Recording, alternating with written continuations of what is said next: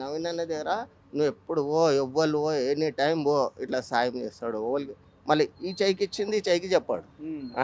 మన గీడ టీఆర్ఎస్ వాళ్ళు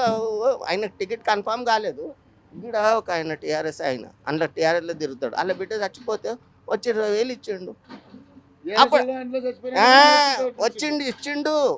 ఇచ్చిండు మళ్ళీ ఏమన్నాడు మీరు ఎందుకు మైక్ పెట్టలేరు అని ఆ ప్రెసిడెంట్కి పిలిచి 1000 రూపాయలు ఇచ్చిండు మైక్ పెట్టి అని అంటే